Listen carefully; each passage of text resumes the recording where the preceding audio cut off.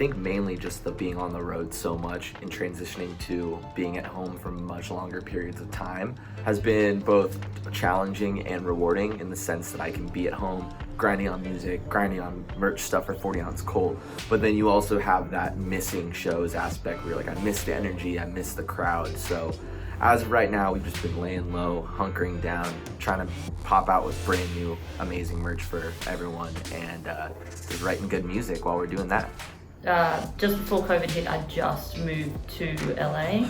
I had shows booked pretty much the whole of 2020, and getting a US visa is actually really quite difficult. It was a lot of years in the making to try and get to the States. I was pushing towards touring the US for about 4-5 years. So it was essentially 4 or 5 years that sort of came to a halt as soon as COVID happened.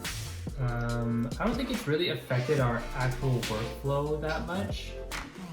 Like we mostly work on our own and then send things back and forth. Yeah, like we had an album and it was like practically like close to finished, so we were like, fuck it, let's just release it and like change the strategy a bit to adapt to what's going on. We can't have shows, so there's really no real world shit going on with it. With the album and new music and whatnot, it's strictly digital. Yeah, all so we're just looking at ways of, you know, creating depth with our fans online, whether that's like YouTube, Twitch, Discord, you name it, just like a way bigger focus on digital than we had before. Yeah. Well, I had a tour that was planned for this year.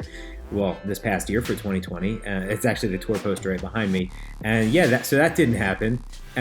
But I was not gonna take the approach. You know, I had like an EP and everything planned as well. And I was not gonna take the approach of like, well, time to pull all this and wait until things get better to do all this. That's not really me. I was like, hey, we're just gonna go full speed ahead with the music, put it out, just keep crushing, and build a community. Oh boy, COVID has definitely affected me and my music career. Like, first of all the touring has like fallen away, so that was my main income at the time, and so I got a little bit worried, how am I gonna make money? So I started to like focus heavily now on Splice sample packs and that kind of stuff. So I had to like shift my focus a little bit until touring is coming back. I really wanted to do like an album and another EP last year, but then again, like releasing it if there's no touring coming up is a little not so strategic. So now I'm waiting until everything's back to normal to then like release the music at just the right time so you can then like make a tour off of it. So it has like just completely eradicated my plans that I had for the year. I think it has for everyone though. I'm definitely not the only one there. It's pretty similar, besides I'm just not touring. So I'm like, you know, I'm still going to studio just about every day. I started playing I picked up a habit of playing Xbox. I play Call of Duty now. So that's changed. But I'm basically just not traveling, you know, and obviously I'm like not going out and seeing friends, but I definitely miss the traveling. But it's been nice, you know, to hang and not really have to get up and go on planes. I feel like at the start of lockdown, I'm talking like early on, it was like, yeah, let's be healthy. Yeah, let's be healthy. Let's be like, you know, fit, eat. Like it was all like I would force myself into this like kind of healthy routine. But now I'm just like over it, and it's just like my sleep schedule's messed up. Like my days are a mess. I feel like everyone's kind of like in that phase now where they just want it to be done and over with. Yeah, the very first month that lockdown started, I think it was like a little bit tough, and then you know people started to adapt, and then they started to take on these new routines, and then after a little bit of that, they're like, all right, I'm done with this. I just want to go back to normal. I feel like it goes either way. It's like you either stuck with it and became really productive, or like you just like went downhill after one point. It's like, fuck this. Yeah, I definitely have had a lot of moments where just like, what do I do? I'm just sitting at home, nothing to do. I guess I just play games or something. Yeah.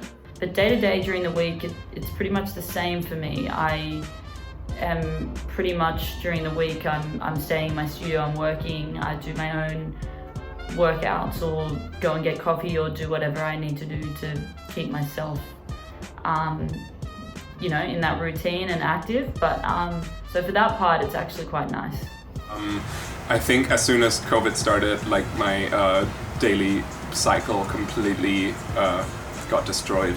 Like before that, the touring kind of gave me a bit of a rhythm where like on the weekends I'd be out, and then during the week I'd be here, and I'd have to like use the week to work, have to get up early, and then like get up early for the flights on the weekends. And then as soon as all that broke away, I just started like waking up at 4 p.m., going to bed at 6 in the morning, had no idea what time of day it was or what day of the week.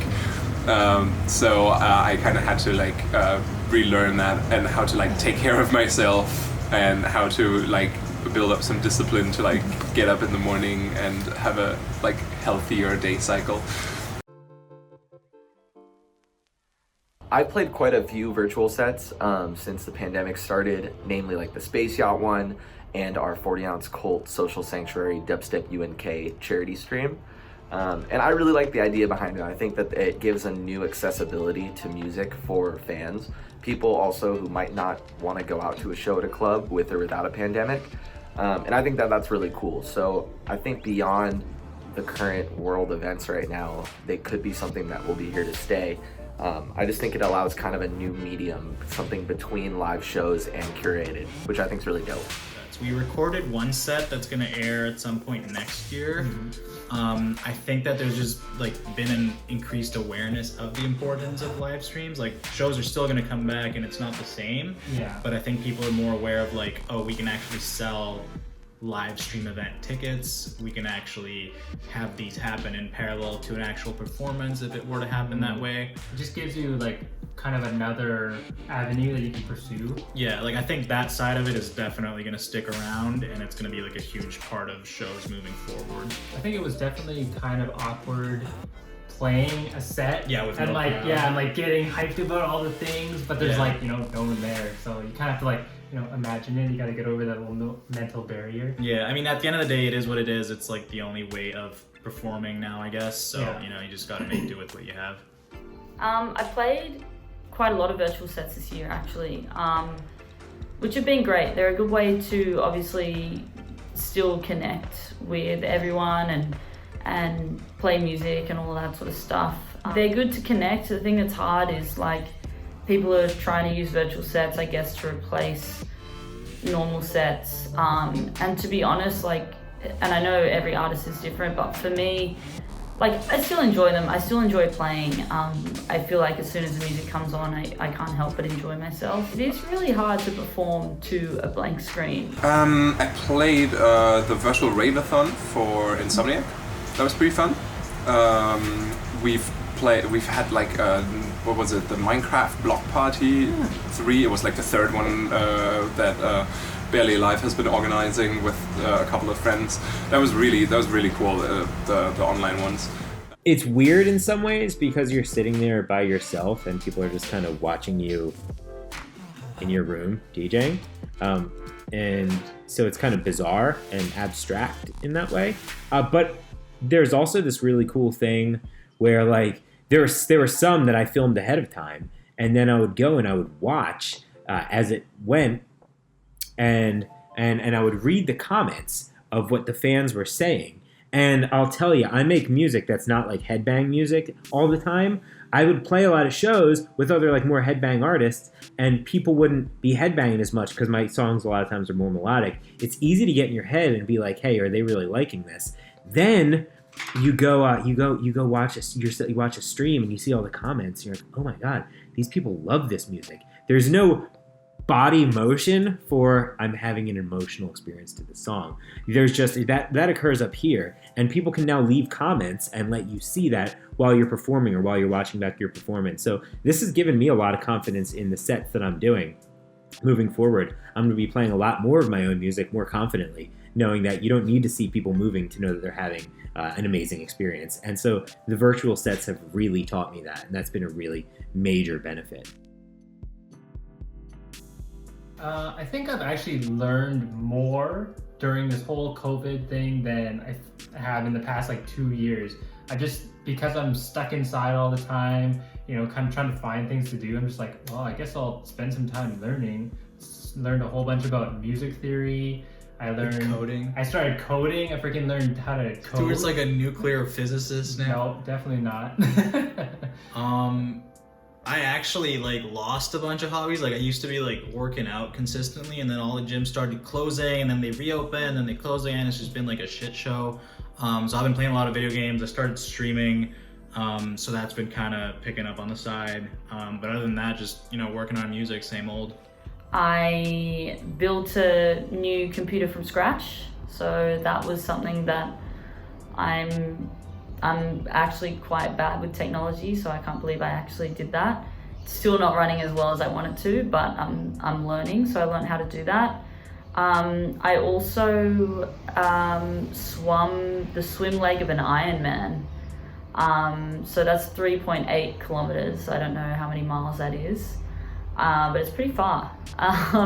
So for like COVID hobbies or some new stuff, not necessarily new, but I've skateboarded my whole life. That's like such an integral part of my being and my drive and the way that I look at this world. So I've been back on my skateboard a ton lately, which is like the biggest blessing about being home so much. And then just like something new is just a little bit more like meditation and mindfulness. I've made my New Year's resolution last year was to like get in the gym and work out more, and even though gyms are closed, I've kept up on that, just like with workouts at home and stuff, and stretching and being a little bit more in tune with my body again. So I think those two things combined have been great, something to do while I'm at home, as well as like making me feel better both mentally and physically when I wake up every day. I have gotten more into cinema 4D and 3D animation, which has been like really useful because I've been doing my own visuals for my shows by myself. And so I just like got a little deeper into that, built a lot of Lego sets to play a lot of video games, just to like make the time go faster. Picked up any new hobbies or learned something new? Yeah, man, I've been going to the gym. I got myself a trainer, and I'm starting to pick up some gains here finally, man. I was always really skinny, really scrawny, skinny fat with a little dad bod there. But I picked up a trainer, this dude James in Tampa. He's a beast with Apex Performance, and they got me feeling good, man. I'm going to the gym 3 times a week now and kicking ass, so I feel way better. Really stoked about that. That's been some silver lining. Festivals, sharing the experience with people, that's the big one. That's the thing I miss the most about festivals. Well, there's two sides of it. The first side of it is I miss that feeling I get up on stage when I'm performing, whether it be my own track or another track that makes the audience really react. I miss that feeling of like I played this song and they all like lost their shit. I really miss that, and it like makes me smile even like thinking about it. The biggest thing that I miss the most from festivals is 100% crowd energy, performing or not. Just walking through the crowd at a festival, everyone's gassed on the same type of music. You're like in a mini utopian community of like-minded people who are also there to have a good time. Nothing beats that shit. And I think there's definitely something that's lost with music when it's not able to be showcased on a platform of that magnitude. And that sucks for sure, but there's like more important world events going on. But still, that infectious energy that you get from playing a festival or attending a festival is really, really inspiring. I just miss getting out of my house and flying somewhere in general, just leaving the house. Like otherwise I didn't really have like a reason to like leave the house all the time. So yeah, that would be like my one chance to get some vitamin D. I'm going to make sure that I get a tour going and get playing some shows and put out a lot of music and share it with a lot of fans and give a lot of them real big hugs and thank them for doing this whole thing with me during the quarantine. Yeah? I want to just come straight back over to the US and get back to playing shows. I miss playing shows so much, and I miss being over in the US. I miss my apartment, I miss my things, I miss my friends, and I miss playing shows. I miss being able to perform all of that. The first thing I'm gonna do once the world hits a point of somewhat normality, I think is just an extended visit with my folks. I had a good chance to like get tested and go see them over the holidays and stuff, and that was super dope.